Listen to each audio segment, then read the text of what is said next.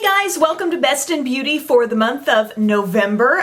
Can't believe we're getting so close to Christmas now. And by the way, if you were looking for any holiday gift picks, I do have that video up already. Different palettes and gift sets that I just think are the best for this season. So if you want to check that out, I will put a link to that below, and I'll refrain from mentioning some of those things in this video so it doesn't seem like, you know, loads of overlap happening here. But if you're not familiar with my videos, think of this as sort of like the editor's picks section of a magazine. For years and years, that's always been the part of a magazine that intrigued me most. You know, what are the beauty products they're talking about? And so now this is kind of like my own little editor's picks for my channel. I've got several different face-related things to talk about, so I'll just start there. And one thing is this Sonia Kashuk Radiant Boost Restorative Facial Oil. I've been trying this for a while, really using it sparingly. As you can see, I'm only down a little bit here on the bottle. The packaging is really cool. It like twists open and unlocks that stopper, and then you continue twisting and you can just easily, you know, pump up as much product as you want there into the little tube. But sometimes when I'm feeling really dry, I will just use this as my moisturizer. And I've been pretty dry, like on the tip of my nose and just some random places.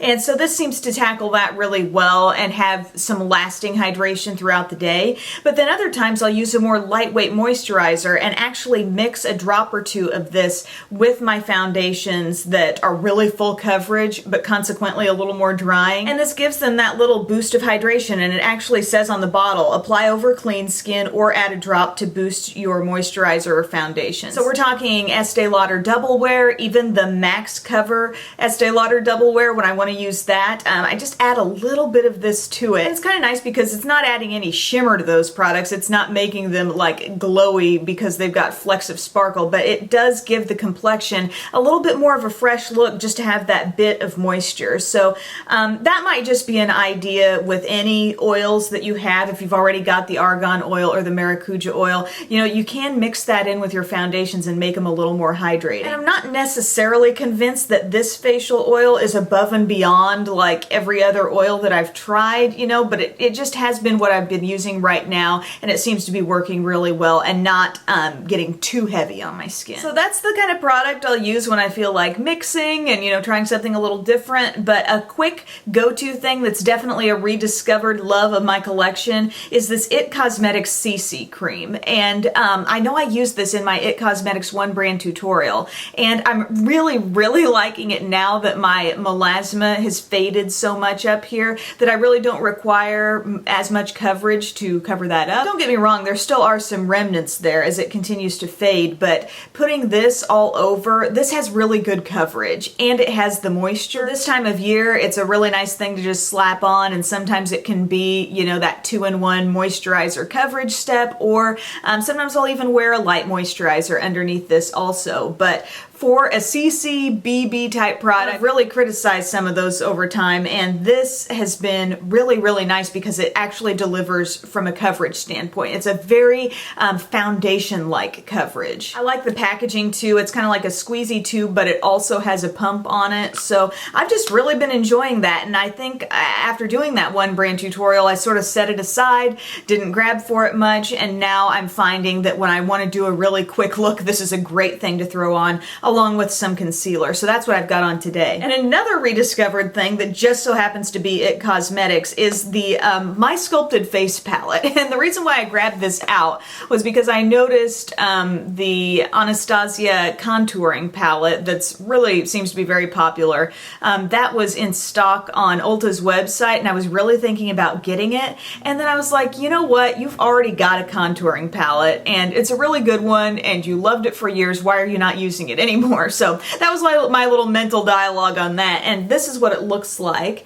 And it's got several matte contouring shades down here. It's got a matte highlight, which you can see has been used a lot by me. It's got a shimmery highlight, and really right now for my skin tone, this would be the contour shade that I'm reaching for most. But I'm just really enjoying this. I love the versatility of it.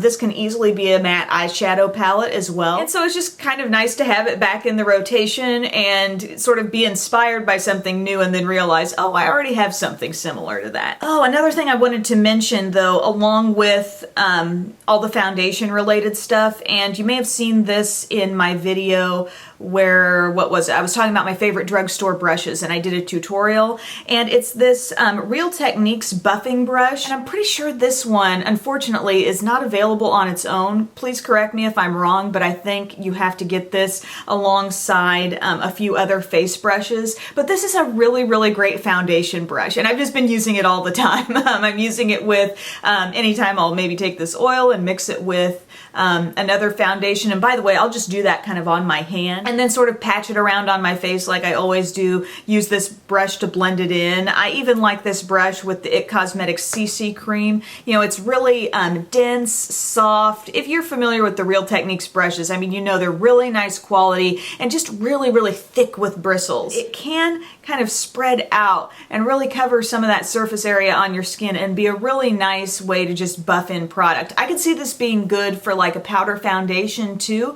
but for me it's just been my go-to for liquids lately. An eye product that I want to talk about, and I've really been bouncing around with my palettes and different things here lately, but something I have been kind of grabbing for a lot for a quick look is this Clinique Black Honey Affair palette. I believe this got talked about in a haul video, and this is what it looks like. It's got like a split of neutrals and then purpley tones, and I think it's kind of nice because as opposed to being just a really monochromatic like light purple to dark purple palette, you've got some really warm kind of rusty shades. The shade that's actually called Black Honey is right here, and like for today's look I have the purple. I layered both of these purple shades on the lid. I took a little bit of the deep brown and did that in the crease, and then took Black Honey, which is that warm borderline coppery color, right up above the crease, and really like this look. But I've used it so many ways just quickly. You know, if I'm doing a one shadow look, gosh dang it, that mirror. Either one of these are really nice for a quick natural, like all over the lid and into the crease type shade. The thing that I might criticize about this palette, or that I would typically criticize about any palette, is that there's no mattes in here, but there are like varying degrees of shimmer, and I find that it's totally workable. Like this palette gets a pass because it works really well. The shadows have really nice staying power, very good blendability. I mean, Clinique shadows are really good, but one thing I would point out, and I know I talked about it in the haul, is that if you own the Stila In the Moment palette, it actually kind of follows this color scheme as well. So if you already have that palette and you kind of like this color scheme, but maybe you forgot about it, maybe pick that up again because it's really fun to, I think, combine some of those neutrals and the purples. One little tip here too, this one, this palette has a little brush and a sponge tip applicator on the other end, and I find that this sponge tip is really great with this particular purple shade. It packs it on really well. Not that it can't pack on well with a brush, but if you want to get the maximum intensity out of it, the sponge tip really is good. Can't remember if I mentioned it, but really one of the high points of the Clinique shadows is the staying power. I mean, they really seem to latch on to the skin. I do use a primer all the time, but they really hang on there and last, and I have not actually had any coffee today. We are out of coffee in this house. This is a real problem, so I'm surprised I'm making it through this at all, but great staying power, really enjoying the Clinique shadows. What else do we have here in this lovely basket? Oh, I've got my Maybelline matte lipsticks. These are really surprisingly amazing. I know the matte lip trend is really happening right now, and these have been so hard to come by in my local stores. I feel like anytime I'm out, I run over, I see if there are any more shades in there, and it's like they're always dwindling in stock. And don't you hate this? The ones that are there, you kind of pop them open and you're like, okay, is this a fresh one? Has anybody messed with this? And sure enough, somebody's like broken the lipstick in half or just clearly swiped it across their own lips or something. I hate that. But anyway, off my soapbox there, and the three shades that I have, like, I think these would make a great little gift set. I think they're each very essential shades in their own right. And one is Daringly Nude, and that's the one that tends to be my mixer type of color. This looks pretty on its own. Don't get me wrong, really nice nude shade. And if you like a matte nude lip, you know, bam, there it is. It's really dead on for me because it's not too light, but I find I like layering in different lip liners with that. It looks really pretty with a gloss on top if you like the glossy finish. But as far as base color goes, I mean, these are not drying. They're really comfortable on the lips. They go on very, very velvety smooth. Totally different story from those Wet n Wild matte lipsticks, which I would find would always kind of drag across my lips and skip. These go on so beautifully and smoothly. The one I'm wearing in this video is Lust for Blush, and this is a really kind of classic pink color. I always use the word classic when describing mid-tone pinks. Sorry about that, but there it is right there. There's the nude, there's the pink, and I actually am wearing it alongside a bit of a more neutral lip liner. The lip liner I'm wearing is Milani's Color Statement Pencil in Spice, and so as you can see, the swatch on my hand is a pretty true pink, and this is toned down just a little bit, but I really like, you know, the effect I've got going on here. I wanted to mute it some because I've got this purple on the lids today. And then number 3, the little star, is Siren and Scarlet. I was wearing this in my most recent video actually, and it's just a great holiday red. There's a swatch of it, and I really, you know, love wearing a good matte red lip because I feel like it's more likely to stay in place on my lips, and this really does last a long time. I was surprised because sometimes I actually get caught like giving Belle a kiss and then my lip color comes off a little bit on her and I'm like, oh dang it. But this is really cool because I knew I still had this color on my lip. I kind of reached a point in the day where a lot of the moisture was leaving this product, but I still had the color on my lips and it wasn't transferring off, so that was really cool. Want to throw in a red lip liner recommendation also. This is the Milani Color Statement Lip Liner in True Red, and I really do like having a red lip liner to sort of clean up the line when I'm doing a red lip. I'll swatch this right here.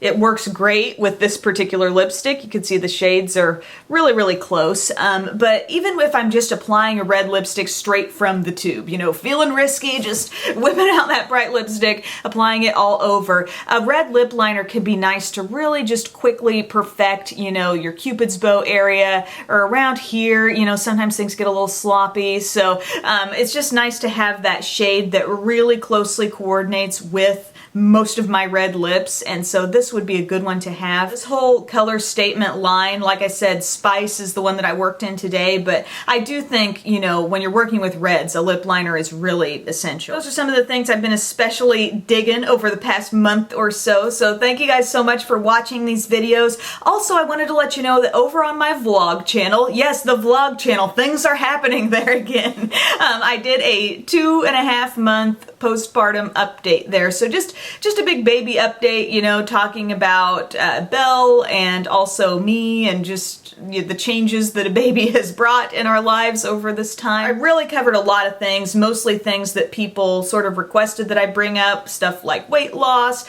baby blues, what else was there? Breastfeeding. Oh, lots of talk about breastfeeding. Thank you guys for watching, and I'll see you next time. Bye.